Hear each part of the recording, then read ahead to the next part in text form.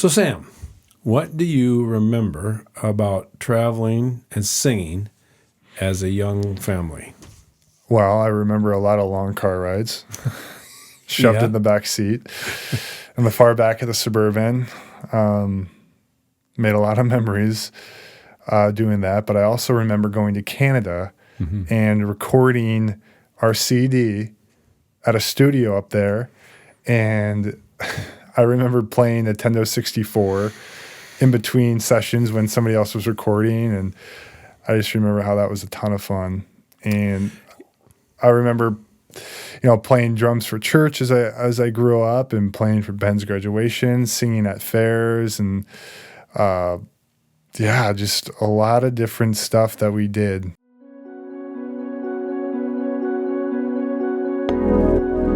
Well, welcome back to another episode of the Snyder Family Podcast, where we believe strong families create strong communities, creating a stronger nation. And today we're talking about family cohesion. Yep, family cohesion. How do you build it? How do you maintain it? What is it? And what are the benefits of it, right? Yeah. So, yeah. And, you talked a little bit. Do you have any other strong memories? I mean, I know you said that you had vague memories of the recording session. Big shout out to Jerry Proppy and Middleman Productions up there in Calgary, Alberta. I love that guy. He's a great musician. But we have other things that we did. Do you have any other memories? I mean, I know you said also something about car rides. You hated them, but they're the best memory. Oh, yeah. I mean, we drove to Canada when I was 4 years old. 5,000 miles on that one. 32 days, 5,000 miles. Churches, camps. Stayed in host homes. And in tents. And I don't remember any of it, to be honest. I was still developing scene more than shapes at that point. So, but I was singing on a CD. So, what are some of the things you remember about the performances and things that we did as you got older after 4? I mean, we played a lot for church. Yep. We did a lot of that. I remember we would play for. Different fairs. We'd go to different fairs. Did the Hampton County Fair, Hancock County Fair. Did the Draft Horse. We sang at nursing homes for the elderly, and that was fun. I mean, and some church events or some church-sponsored events as well as worship on Sundays. Yeah. So just all the type. Do you have any specific memories? Oh man. Or perhaps a car ride. Oh man, gosh, it's. I haven't thought about this stuff in a long time. I do remember one. I do remember playing for Ben's baccalaureate for his graduation. Yes, I think I was 10 years old. I was playing the drums. You were awesome. You were really good. For 10, playing for baccalaureate. I have one picture. If I can find it, I'll bring it to you. But I have one picture where I'm driving, and probably shouldn't say it, but everybody in the car was asleep. Everybody's head was back or they were forward, and no one else was awake. And I got a shot of everybody just and we were, I think, going to a church. We had to get up early in the morning. The sun was just coming up, and everybody was toast. That was fun. But, the things you didn't like were the toughest things? Were things you ended up... Looking back now, there were a lot of fun memories. I mean... We figured out how to stay entertained in a car for hours. And yes. And they were good memories. Yeah. And you built relationship. You got to know each other. Yep. You built tolerances of patience and understanding. Andrew and I talk about a lot of things that we would just, like some dumb things that we would just do in the back seat, just trying to stay entertained. And so he always brings that up from time to time. And it's just, what did you do? Like, oh man, I mean, like we would try to,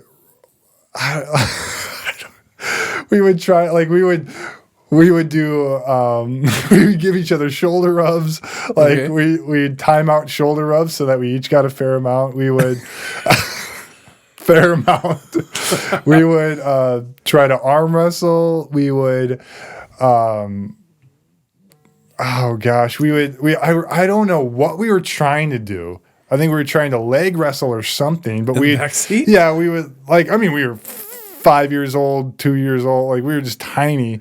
And so we'd like lay back down. We put our feet together, and I think we try to like push each other. I don't know what we were doing. That's just a very vivid memory that I can recall. Vivid but blurry. Vivid but blurry. So I don't even.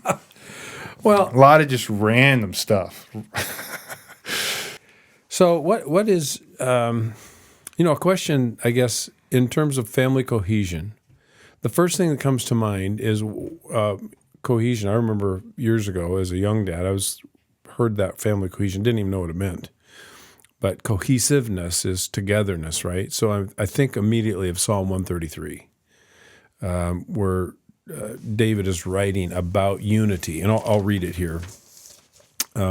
He says, "How wonderful and pleasant it is when brothers live together in harmony." Right now, he can be talking about brothers just as far as a community in general, brothers of the same, the Israelites. Or we're applying it here to brothers as you and Andrew and the rest of us, all as a family. For harmony is as precious as the anointing oil that was poured over Aaron's head, that ran down his beard and onto the border of his robe.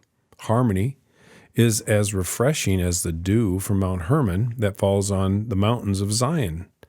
And there the Lord has pronounced his blessing, even life everlasting.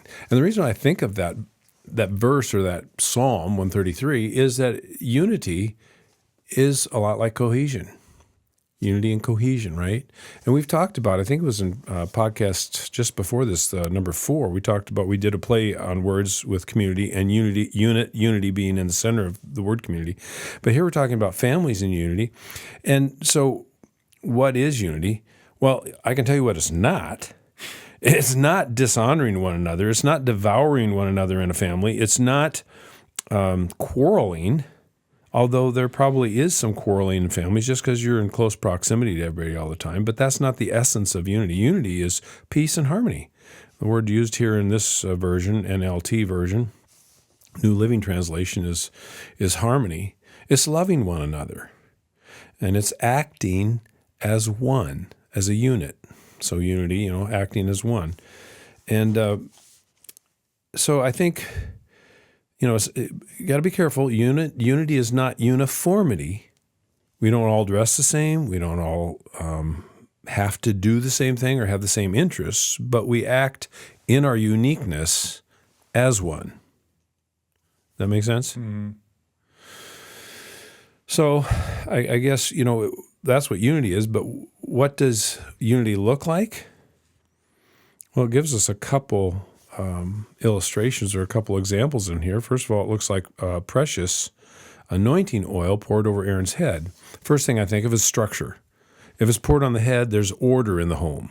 It starts with the head, and the oil runs down over the beard onto the collar, and it runs down. There's structure. There's somebody is in charge in the home, and there is a respect for that charge. Just like it says in the scriptures that husbands love your wives, and wives respect your husbands, right? I mean, it's the things that we crave from each other, and it also provides order. And men are under Jesus, not just like the women have I wouldn't say necessarily a submissive role in a sense of they're less value because they're co-equals, husband and wife.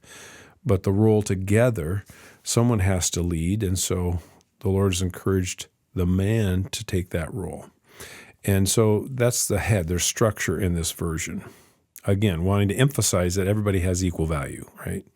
There's nobody that's of greater value. Hear me when I say that. I'm not trying to say women are under men at all. I'm not saying that. My wife is so far surpasses me in many areas. She's a wonderful wife, wonderful mother, very strong, great leader, even though she doesn't choose leadership. But so then I think, what does it look like? The word is harmony. There's a couple things. Dew on Mount Hermon. Okay, what does dew do to the land? What does dew do, right? Do the doo-doo? You got to laugh. You have to. Nobody can get away with saying doo-doo. Nobody. So what does... Although I would say I don't know if I've ever heard doo-doo in the sense of it being do on grass and do. Never have I heard that combo. So Okay. That's pretty special. That's a unique one. We should celebrate that. But. Yeah, well, thank you. So dew offers refreshment to the ground. Dew makes the ground productive, right? So unity then, transferring this to the families, dew helps the family to be refreshed. So when your soul is parched or scorched, as Matthew Henry in his commentary says, when the soul is parched or scorched, the dew of unity provides refreshing. It provides moisture, what it's lacking, the soul. And it also helps it to be productive. So as a family, when you're together, acting as one in your unique roles each, you're more productive as a unit, being unified, than you are in quarreling and divisive and doing your own thing. So what does productivity lead to? Profitability. Families that work together in a unified way, respect one another, love one another, live in harmony and peace with one another, they are more productive and hence more profitable. So, I mean, you can stop there and like, wow, that's pretty fantastic as far as what family cohesiveness looks like and does for a family. Then he goes on to talk about, or I guess previously talks about that oil. What's that about? Well, just off the top, oil, when you anointed somebody, it's a conference of authority, it's a conference of sacredness, especially with the priest Aaron. But the oil is a costly item.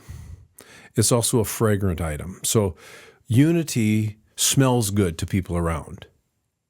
And unity costs. I mean, to love one another unconditionally like our Father loves us is costly. It cost him his Son. It costs us to be submissive and to be to the Father and to be generous and servant-hearted with others. So it's a costly thing. It isn't cheap. And so those are some of the ways that what family unity looks like. There's peace, there's harmony, there's refreshing, there's productivity or fruitfulness, there's profitability in a unified family. And, you can just look around and see how divided our culture is, right? Wouldn't unity help communities and help, first of all in the family and help the community? Yeah. Absolutely. So those are a couple of my thoughts. Do you have, what's the call to action? Well, I think the call to action is what do your families, what can your families do together to have one goal that you're moving towards, or one thing that you like to enjoy to do together. So like for us, it was music. It doesn't matter what it is, correct? Right. For us, it was music. That's something that kept us together. It kept us moving towards a goal. I can think of a couple families. Yeah. Golfing. Yeah. Some friends of ours, they loved golfing, and they bought a membership, and they bought clubs for everybody. They bought a cart, and they just went golfing together, and that was something they do. Now, a couple of their kids, I don't know if they're still, but they were golf pros. Wow. I know families that that love to travel to national parks. Every year they'd save up, they'd study up, they would choose the park they wanted to go to, learn about it, and then they would head out and go to the park, and that was the unifying things. Others like to garden. They love gardening and canning, and so it doesn't really matter. Yeah. But it's just something. And I think as a parent, what I saw was, first of all, you have to identify what's the interest of your children. Yeah. If they're not interested, it's really hard. It's, as the old saying goes, it's hard to push a soft noodle. You can't go anywhere with a soft noodle. But if you can identify an interest or interests in your kids, and they're all different, each child is different. Once you identify the interest, then you begin to look for what talents or gifts they have in that interest area. Yeah. That's the second step. Yeah. We saw Ben right away held a guitar when he was under 2. Yeah. He looked like a little toy behind the guitar. You held drumsticks. You were banging your thumbs on the steering wheel on the dash, you had rhythm just coming out of your. I would say how much would you say is watching your kids and seeing what they're interested in, but how much is because you guys were really into music. I mean, you went to school for music. You were always around music. So that was a culture and a household you brought us up in. but also he took interest. So was there, how did you determine that that was something that we could do together versus something else? Or Well, I think that's a great question. I get what you're saying. Are kids going to be like their parents? Or if the parents are musical, does that mean the kids will be musical? Not always, no. But it's a great question. And to be fair, we did both drop out of music program because it was a high it was a high demand, and the school we were at didn't really look at contemporary music. It was primarily classical music. But the bottom line with that to me is, I'll give you an example. So last night when I came up here, we'd driven all day, been traveling. We were at the other kid's house, and then we came up here to do this recording. And I walked in and I started telling you a story. In the middle of the story, I hadn't even gotten to a punchline or anything funny, and you were just started laughing. And you walked away. You kept laughing. You laughed more, and then you said, "That is just like Andrew, your younger brother." And you were making the comment that he and I did the same mannerisms, sounded the same, facial expressions, body language. And then today, when we had lunch with everybody, I was talking to one of the granddaughters, and Janelle, which is Beth's mom, stopped and expressively said, "Oh, that is just like your dad, Doug. Your dad does that same thing." And what I'm saying in that story is that we reflect who our parents are genetically. We reflect culturally because we live in the same home and we pick up some of the same mannerisms. I don't know. I am a lot different than my dad in many ways, but have a lot of similarities. So I think you just observe, like you said, you just observe their interests. well, and I would say that it's okay to foster other interests in them too, because I would say, like, for example, half of the kids were also interested in sports. Yep. Like You I was really interested. Andrew was in sports. Matt was really into sports. you were all athletic. Ben was into sports for most of the time, but then he chose music. Yep. Rachel chose cheerleading. Rachel was a cheerleader. So those are all things. Well, actually, she did play volleyball and she did softball for a while too. Right. So those were all things that we had that you also encouraged us in. And so it wasn't like music was the only thing we had to do. And because we're doing that as a family, that's the only thing that we can do. And I think that that was good that we had something that we did as a family, that it wasn't, and I would say maybe it wasn't it wasn't maybe Matt's first thing. I would say Matt was probably more into sports. He loves music, but I would say his main interest was probably more in the sports realm, but it was something that we did together and we all enjoyed. And so I think in response to that, the one thing I would say is that as a 13-year-old, 15-year-old, obviously I'm kids 25, but I know. But when you're younger, kids don't understand past the 13. They have hopes and dreams that lead to NFL football or NBA basketball or hockey or whatever the sport is, soccer. And so I have to determine, okay, what can we do beyond high school, college? yeah. The likelihood of kids getting into the NFL or into professional sports is limited just by numbers. I mean, the percentage of people, they're the top 1% of the top 1% of sports. So not that your child won't get into that league, but there are other things that you can do for life. You can do music for life. You can play an instrument for life. You can play golf for life. You can fish. You can fish for life. You can, hunt. You can do a lot of things. I mean, Marvin hunted into his late 70s, 80s. Yeah. That's best dad. So, I mean, you're kind of balancing these two things. And I remember Matt, he wanted to play for a Division I school. And we went down to play to the camp for football, and he liked it.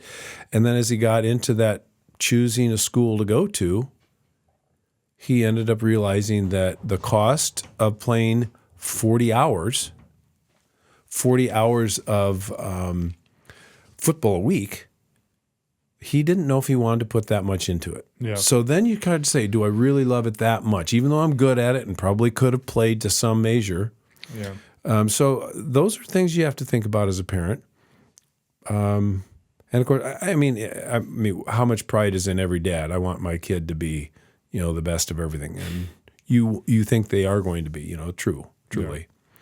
But yeah, you look at you. You played music now, and you still play basketball. Yeah. You still do pickups, and I'd hate to say who's the best basketball player. Not me. Not me. Well, I don't know. I mean, all of you kids had special roles on the teams you played on based on the groups that you were with. Yeah. I think you each played a unique role because you're a unique individual. Yeah. Yeah. So I think that's a really important lesson is to find something in your family that you can do together. And a lot of people already do this. A lot of people do what we're talking about. They have that fishing, they have that golfing, they have the music, they have camping, puzzling, cooking, whatever. Something. And it's something that you can see as an outsider in that family that's something that gives them all life. Yep. And it's something that they love to do as a family. It's something that keeps them together. And I think that's super important to develop that in your family. So yeah, I do. Just a couple other comments about this before we wrap it up. But